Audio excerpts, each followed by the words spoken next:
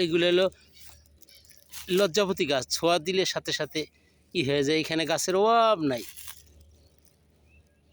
দেখছেন? লজ্জাপতি গাছ। আর এইগুলা সব হলো পুরুষ লজ্জাপতি গাছ। এগুলো যা আছে সব পুরুষ লজ্জাপতি গাছ। ও সবাই মাছ টাছ ধরতেছে।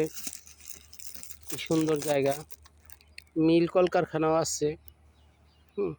পানি শুকিয়ে গেছে, এখানে পানি থাকে প্রায় বর্ষার সময় 12-13 হাত পানি, 7-8 হাত পানি থাকে। এখন পানি শুকাইছে, সবাই ফসল টসল করবে, কিছু মাছও ধরতেছে।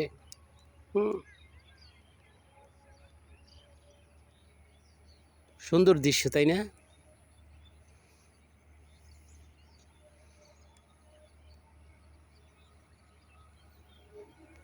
সুন্দর দৃশ্য।